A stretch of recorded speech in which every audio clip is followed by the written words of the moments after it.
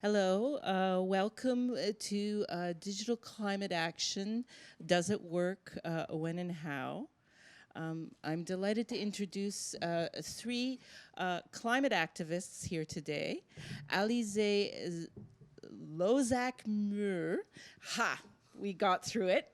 I'm proud of myself. Karn Bianco and Daisy Kendrick. I'm doing first names because I'm going to have each of these three activists talk to you about what they do and how they do it. But first I wanted to ask the room, those of you that are here, put up your hand if you've participated in a climate demonstration in the last year. So we got 3, 4. Okay, we're getting confessions, true confessions time happening here. Maybe I did. No? No. Interesting. How many of you done something online for climate in the last year? Aha. Well, this is going then to be an interesting discussion. Well, I'd like to begin with Alizee. Alizee, can you say a little bit more about the work that you do with makesense and how that connects with climate activism? So my name is Alizee and I'm one of the co-founder of makesense. Do you already have heard about makesense? Somebody? Yeah, some people I know already. Okay, cool. So makesense, it's a global community and network of citizens and entrepreneurs all around the world that want to reach what we call the SDG and solve big social and environmental issue. So what we do basically is we connect all the citizens that want to take action and we give them the space and the tools so that they can understand the problems and really take action to develop concrete solution to the issue they care about. Within our community, we really believe in social entrepreneurship. So really often we connect the citizens with local social entrepreneurs that already have impactful solution on the ground, and we enable those citizens to help those entrepreneurs. And for those who want to launch their own project, we also have a lot of different incubation programs to support the citizen in the launch of their social enterprises. And finally, we build connection and collaboration in between our communities and bigger institutions or companies to be able to scale the project and the solutions. We have like different issues that interest and passionate our community, and climate is one of the biggest because actually it is today a big concern for everybody. And so we're tackling this issue with different programs and mostly on energy issue, waste issue, and mobility issue, which are 3 of the main industry producing CO2 emission. And I'll explain maybe after how exactly we do it. Thank you. Thank you, Alizee. Karn? Yeah, hi, I'm Karn. So I'm a game developer, programmer. Specifically, I make games. I've been working in the UK games industry for about 6 years. So I was working at fairly big studios, if anyone here plays games. A company called Rare and Lionhead, which doesn't exist anymore. Games like Fable and Sea of Thieves. But a couple of years ago, I left that kind of full-time line of work to spend more time on climate activism. I wasn't sure exactly what path that was going to take, and what it sort of ended up in is using those skills in the world of climate. So I do make kind of personal, smaller projects that are about climate change, about educating and inspiring people, and also working with teams around the world on large projects. So the main one at the moment is a game called Eco. Anyone here heard of a game called Eco by any chance? No. So it's a team in Seattle making this. If anyone's heard of Minecraft, it looks and plays vaguely like Minecraft, but with a built-in kind of environmental and societal system.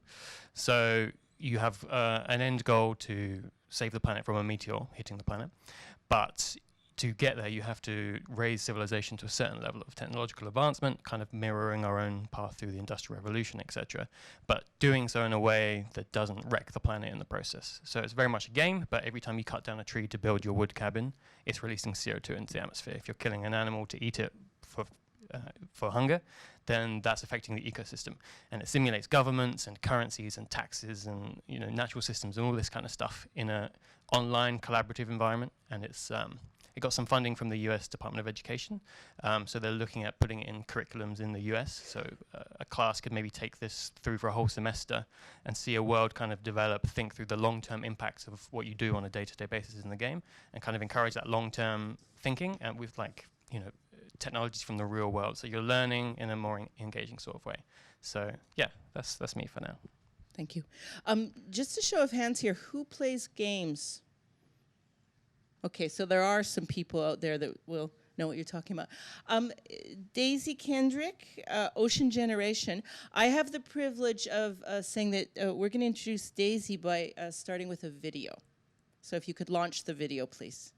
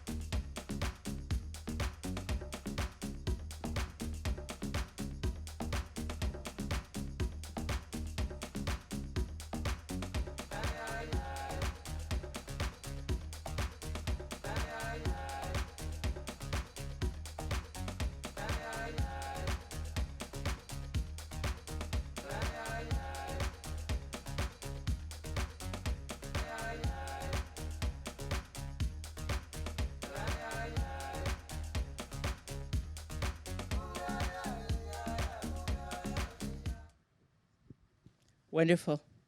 Do you want to add a word to that, Daisy? Yeah, sure.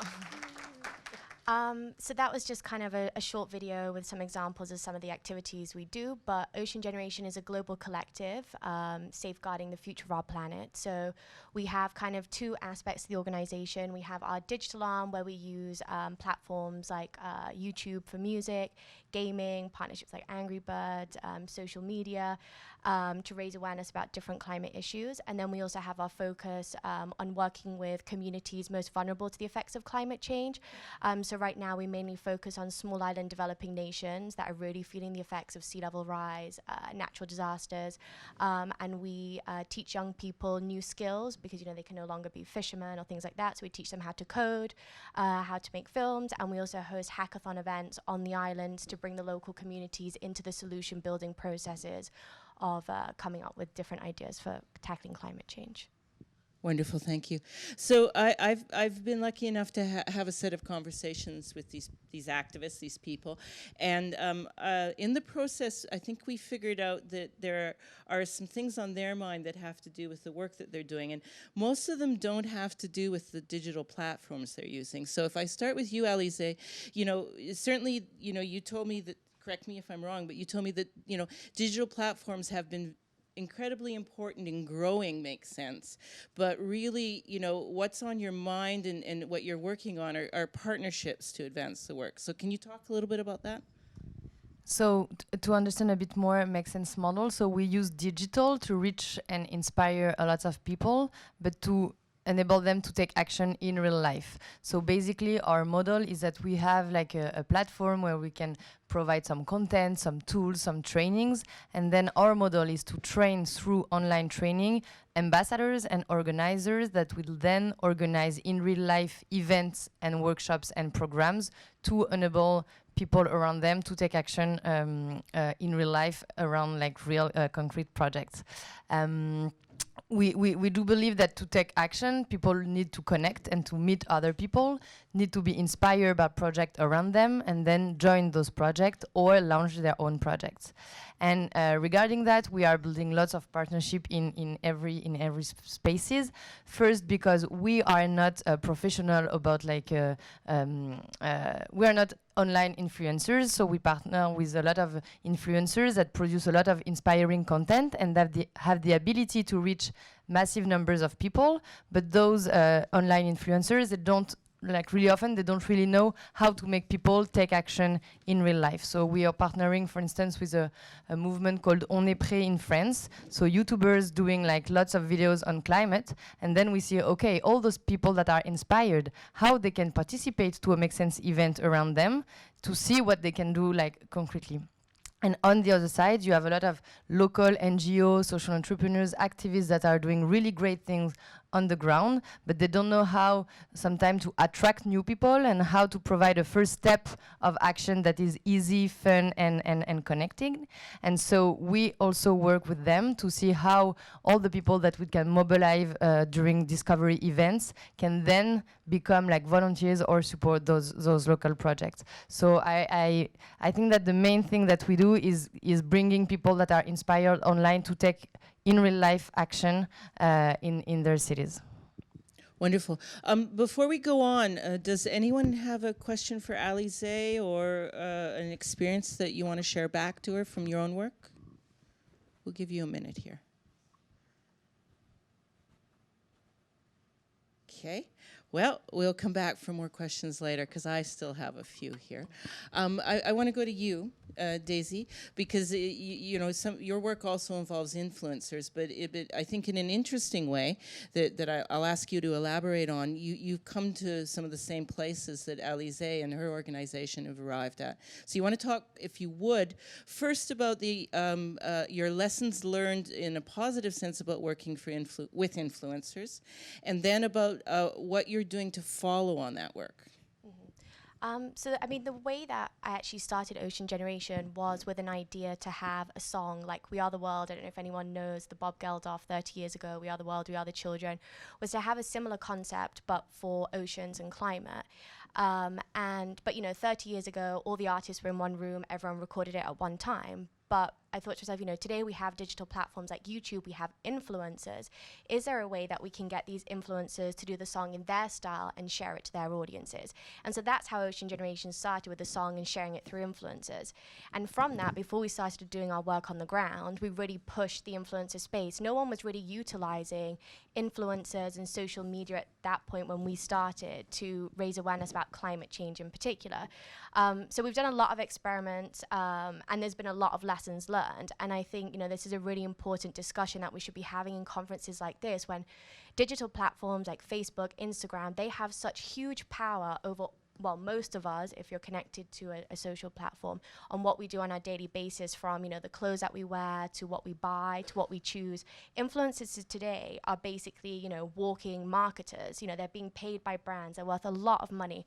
And so, the idea was, can we, get influencers involved to do good? And so we experimented with that, and we had some success and some failures, but what we found really was the best way for NGOs and organizations to connect with influencers was using micro-influencers, so the influencers with the smaller audiences, because their audiences are actually engaged. Because even if you get a big influencer with a big audience to, talk about climate change, if they're not passionate about it, their audience won't translate into supporting your organization or translate into much action. So we found that working with micro-influencers was a lot better, having people as ambassadors and role models. But again, when using digital platforms, especially in the climate space, it's so difficult to measure how much impact you have. We can measure our likes, and a lot of NGOs go off, oh, well, we're really successful because we've had millions X of engagement, likes, shares, etc. But really, how much of that action translates into the real world is a really big question, and we actually don't have the answers. So there's a huge gap in what we were saying of, if there's some way that someone can invent something to measure offline impact from what they get online, would be amazing, but it just doesn't exist yet. So it's a gray area. Karn, as Karn's told you about the climate gaming work, but in fact, one of the areas that he's been working on is working with members of parliament, British members of parliament in the climate space. So maybe talk a little bit about that, and if you can give us a bit of the journey to how you got from the climate gaming to that work. Sure, yeah. I wear quite a few different hats, and that's one of them. So it was when I kind of left my job in games, it was to do something about the climate. I didn't know what that was. I just wanted to find the place of most impact. I came back to games actually after moving into the kind of more traditional climate organizing, collective action, where people were excited about the potential for games, because that was new in that space. To me, it was old hat, and like, I want to do something different. For them, it was like, oh no, that's interesting. But the first campaign that I got involved with and have been involved with now for 2.5 years is a campaign called Divest Parliament. So it's part of the kind of global divest movement, or disinvest, or removing investments from fossil fuel companies. that kind of came out of 350.org and some other NGOs. The idea being that if we're in a climate crisis, it doesn't make ethical or financial sense to be investing in the companies that are destroying the planet. So this particular campaign is a very targeted version of that, which is the MPs in the parliament in the UK have a collective pension fund that they all pay into, and the top investments in that pension fund are fossil fuel companies. So they only revealed that at the beginning of last year, I believe, after pressure from our campaign. Previously it was, it was like private. They wouldn't reveal that information. Since then, we've had a third of MPs across all political parties to what we call pledge to divest Parliament. So they promise to phase out investments in fossil fuels over a period of time. And I think it sort of comes back to what you were saying about not being able to measure online impact, because this is very much a social media, digital heavy campaign, but it has a very tangible real world ask, which is go and speak to your MP about this issue, write to them, engage in the political sphere. So I feel like it's a niche example, but this stuff I think is key, where it's taking the power of digital technologies to unite people it's a national campaign all across the country, build those links and relationships and networks, but then have something they can go out and do. And it's something that is wider than, so divestment of a pension fund is a very specific piece of the puzzle, but it's a very clear action and it empowers people. We ran workshops around the country to train people on having effective communication with their members of parliament, which is something a lot of people had never done. They'd never gone to speak to their MP. So now they have those skills in a way that's applicable to other areas. And likewise, the specific ask, if an MP comes out and says, yes, it's wrong for me to invest in fossil fuels, they can then be held accountable for all the other decisions they make in government. If they're backing fracking or new coal plants or any kind of the expansion of Heathrow Airport in London, for example, that aren't compatible with the Paris Climate Agreement, we have a specific, hang on, this isn't compatible with what you said before. So that kind of measurable impact. And even if we don't win the campaign and they don't actually remove all their investments from fossil fuels from that one pension fund, we have MPs on the record saying that this is, not a good move. So it's an immediate win. And in something as big as climate change, one of the off-putting things can be, I want to do something, but I don't know how to have an impact. It's too big. What do I do? This is one small thing you can do that very clearly scales up to the bigger picture. So if I heard right, and this is for all three of you, I would look at this question there. Digital climate action, does it promote change? When and how? What I'm hearing is that you need to get down on the ground and train people to talk to one another and to actually work on it on a face-to-face basis in order to make change? Is that a fair summary? Correct me, work on that one. Well, I've heard, I think this morning, that climate is a systemic problem. So it's really easy to say, okay, it's none of my business. It's just big companies and institutions, because it's really like we're talking about like big things. But I do believe that also climate action, is also about cultural change. And even if 100 of small local energy projects maybe won't change the whole situation, I think it really creates a movement and a real sign that citizens want to change. And I think that all of our movement, building local projects and social enterprises, promoting political change locally, or other initiative, are really building this cultural movement that all together can maybe build a stronger pressure on the institution and on the companies. And so I think this is I like, to be really honest, I don't know if it will be working, but actually this is what we can do to see that citizens and entrepreneurs want some change, and also show the alternatives, because I think that on the ground you can see that real alternatives are working. And so then if the companies or institutions decide to change, maybe they can find some inspiration and good practices over there.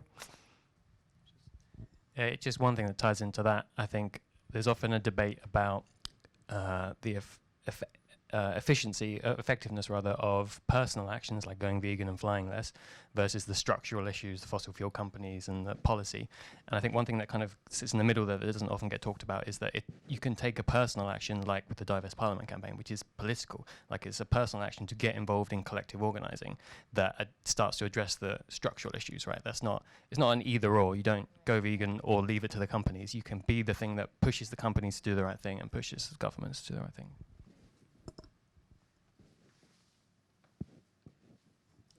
Sorry, I thought you would jump in here. Oh, I was sorry. looking them. No, I agree. I think, a big thing with climate change, it's such a huge, overwhelming, scary issue that most people are like, oh my God, what can I do? Oh, I can't do anything. It's not my responsibility. It's up to the corporations. But we're not seeing at the level of corporations enough change. Everyone talks about, a better business future. Oh, let's change our pledges and we'll impact investments, etc. But we're not seeing it at a rapid enough rate, and because we don't actually have a fixed deadline with climate change, no one is forced to actually make a change by a certain date because we don't have a date. There's no fixed date for the end of the world. So we can't rely on other people to take those actions. It actually has to as well be up to us to make a change. And again, I think that's also a bit of a stigma within the climate movement is, you have to be a hippie, vegan, radical, activist to be part of this movement. You don't. It's literally just by taking one action multiplied by millions of people will make a difference. Like plastics is a huge problem. Just by making a personal choice to reduce your own plastic consumption is making a huge impact. But I think it's about kind of recognizing and changing that mentality within ourselves, that just by making one change we're actually doing something, even though it doesn't seem a lot on the global scale of things, but it is. How many of you are worried about climate? Wow. Okay. So we've had some really interesting words. Yeah.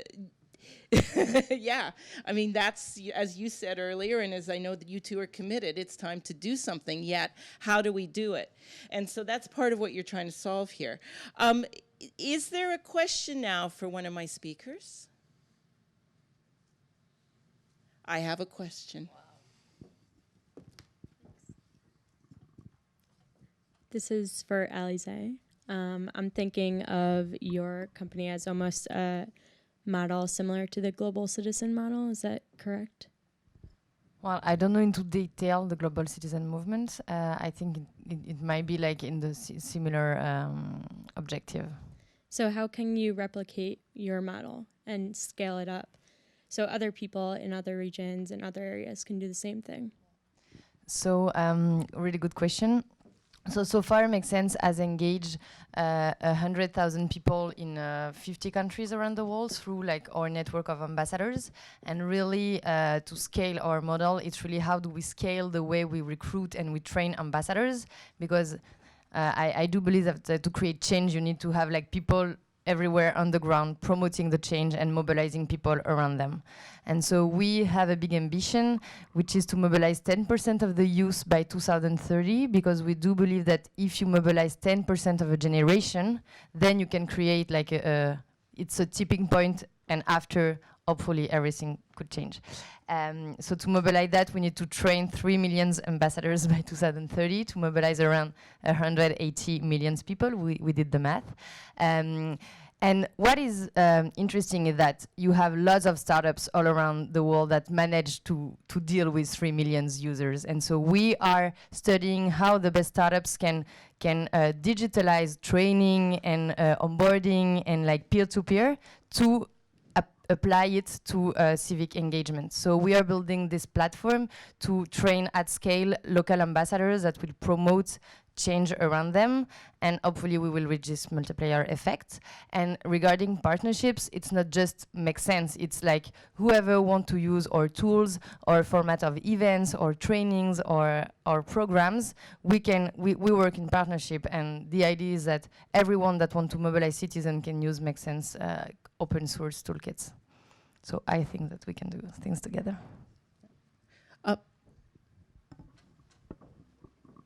Borna. Thank you very much. Concerning climate change, of course, the fact is that we need billions and billions in terms of investments. How do we get these funds? And the funds are there. And did you ever wonder in your entities and or organizations vis-a-vis of the government to use the new financial tool of the social impact bonds, which are underused today, but that could be a huge tool for financing actually climate transition, and leverage your project to a new scale? Well, I don't have an answer on how we can get this money. one of the answer maybe is that we are all consumers, but we are also employees, we are also savers, and we are also voters. And so with those three things, we can really, like, if we are a massive number, push the decision. Some companies are trying to be afraid of the young generation that don't want to go and work in like polluting companies. I don't know if you've heard, but in France, 40,000 students signed a petition from the best schools all around France saying that they won't go and work on a polluting company. Maybe this can be like if all the youth, the young talents don't want to go and work at BNP because they are investing in fossil fuel, maybe this can be a leverage. Also, if all our savings were put in a bank that invests in responsible money, this can be a solution.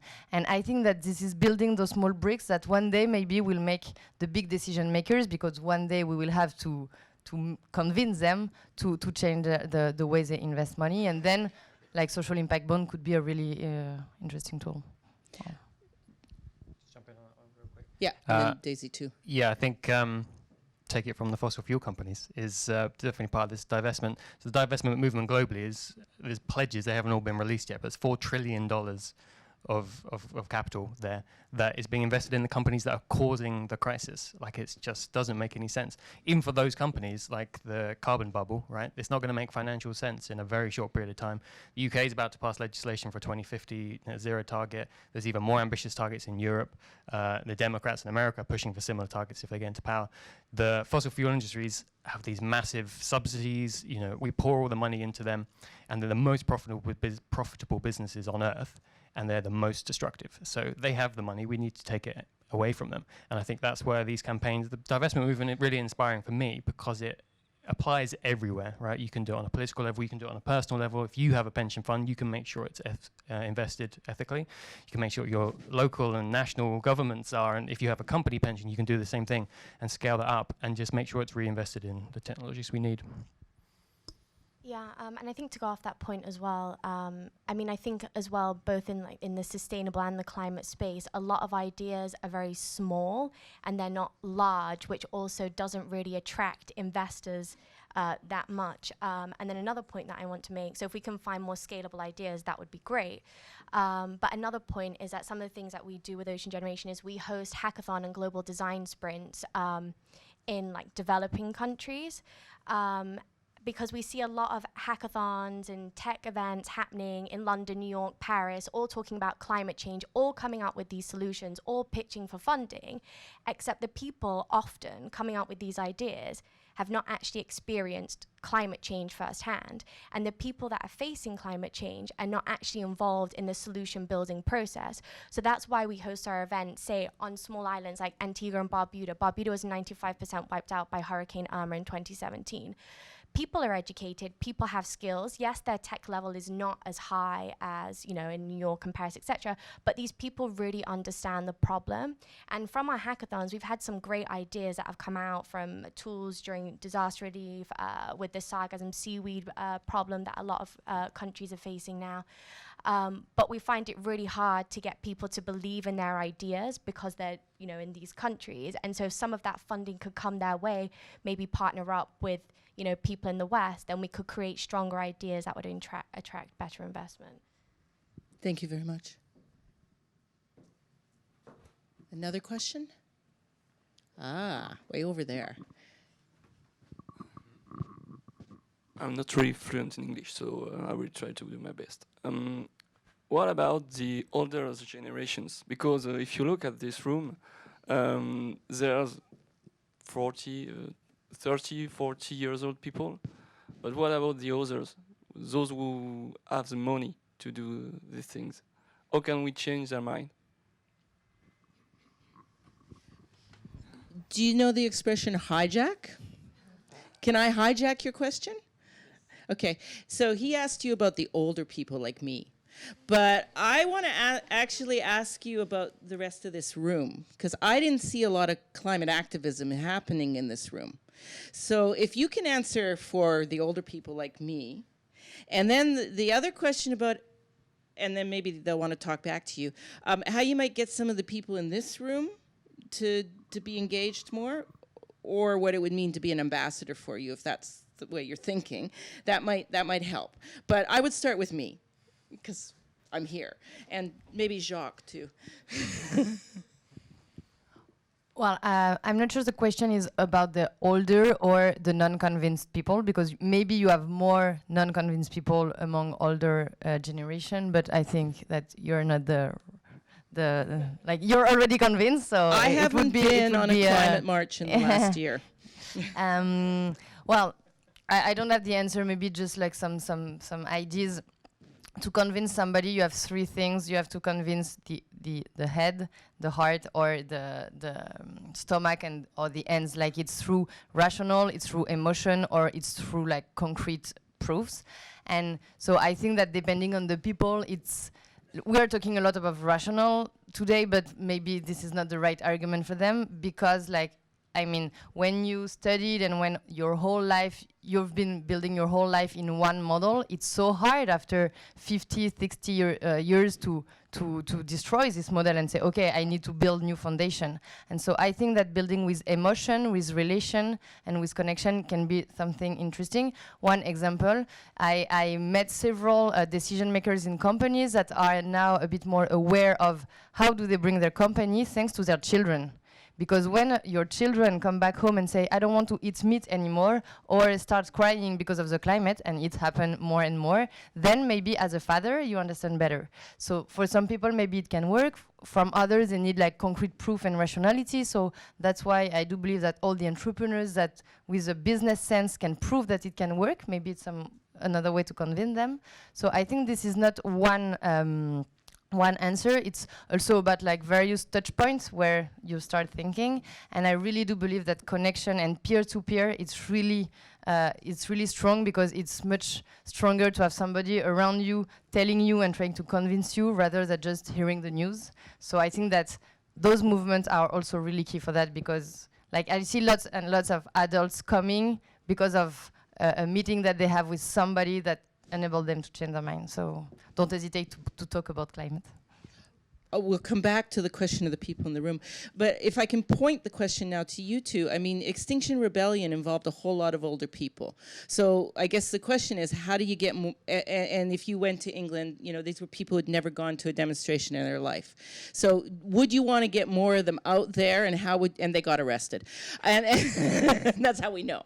Would you want to get more of them out there, and how do you think that you could do that? I know that that's not where you're working, but it is a relevant question. So, yeah, I think that the Extinction Rebellion stuff is very interesting, because it was that and Greta visiting, and David Attenborough did a documentary. That all happened within the same week, and there was this sudden shift. Everyone shut up about Brexit for a minute, which was lovely. And we talked about climate for a week, and it was like, whoa, this is what we can do when stuff's on the agenda. So whether you agree with the specific tactics of getting arrested a lot or not, there's a bunch of different, the culminating, just the mass, like, was very powerful. But I think the key thing with the climate now is, I'm slightly less interested in the outright denialists. Like, we don't have time to convince them, I don't think. There's a planetary futurist called Alex Steffen who has a lovely quote, which is, with climate, winning slowly is the same as losing. Like, speed is the key issue. Now, we have to do this in the next few years, or it gets really, really bad. So I think the main thing is the people who are in this room, who are engaged enough to come to a panel about climate change, but have never been on a march, what's going to get you to go out and do it? Because I think that's where the key energy is. It's in that mass of people who just need a little push. And I think the key thing for me is, one of the reasons perhaps we don't do it is because it's kind of depressing to think about. It's a lot to think on top of your regular kind of concerns. But the most exciting and encouraging thing for me about the climate crisis has been taking action. That has been the thing that has gone like, maybe we can do it. It's actually getting stuck in and getting involved. So if we can just find the more channels for people to take that first step and do some action, you feel, I mean, you still grapple with existential crises every day, but you feel a lot more positive, I think. And the people who are most positive about climate in my life are the activists, even though they know the most horrific stats. It's because they're involved in the solution. Yeah, I mean, Extinction Rebellion, what we've been seeing, their rapid growth is incredible. I do think maybe that some of the older people, you know, the 8-year-old grandpa that glued himself to a train, and, you know, I think they wanted just some excitement, you know, reliving maybe back to the days when protests used to be more of a thing. But it's really incredible to see the rise of the Extinction Rebellion movement. And while they were at their peak, really smart, because they did protests all across London. They didn't just focus in one place. So it was like impossible. Like the city was just closed down because they'd taken on different spaces. But while they were doing that, and while they had a lot of media attention, they were gathering 3,000 or more new members every single day. And I think it goes back to the digital climate action point, because without social platforms for them to see what was going on, or for them to get involved, or them to join, it wouldn't have grown at such a rate. And they're happening everywhere, these movements, from Me Too to, so. But I think it's due to digital that those movements are growing now the way they are. Okay, so someone's tried to call time on me soon, but it's not going to work.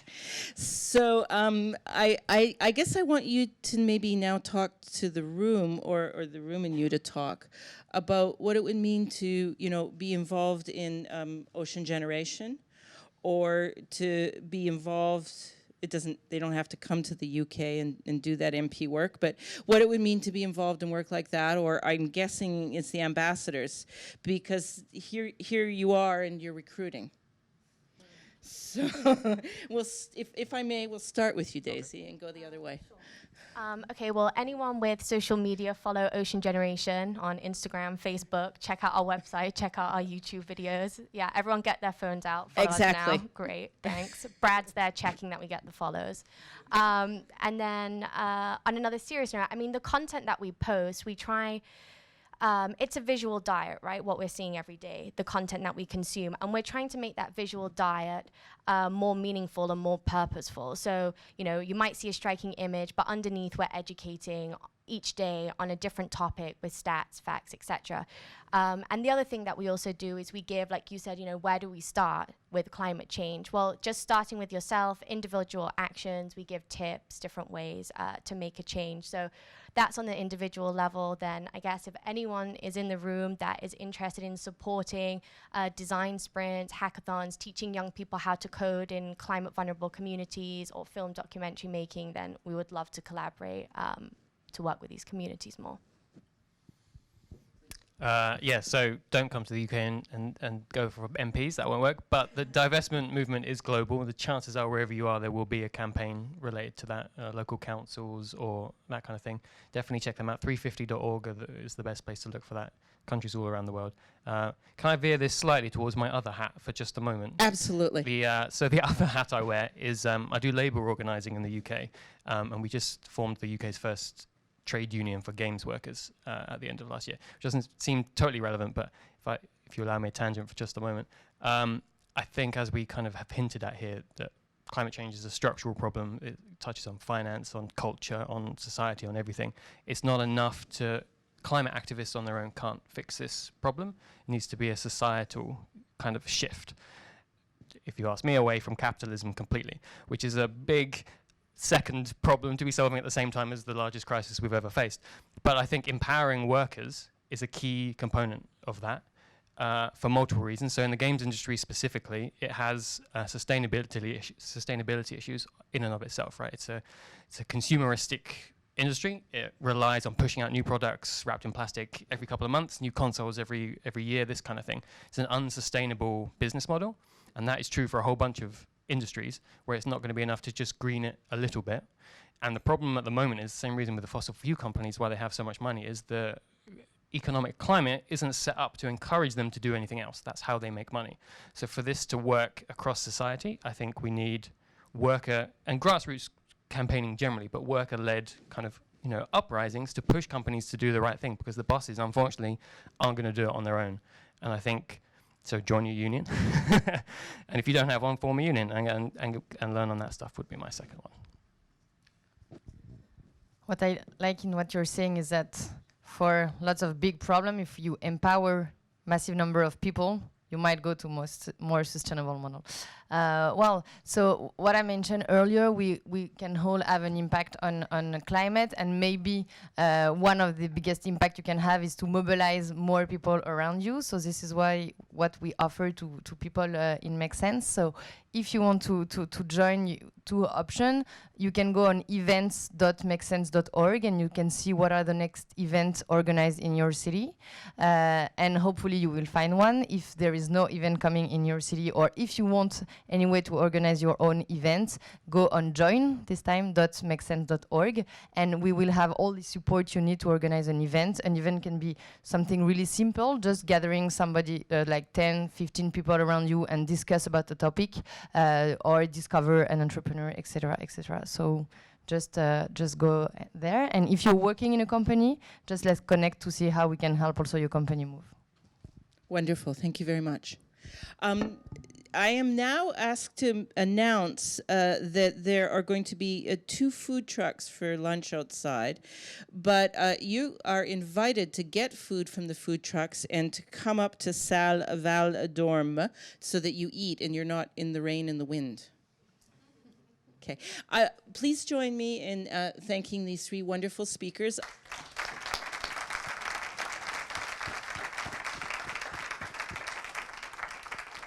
And I'll sign up.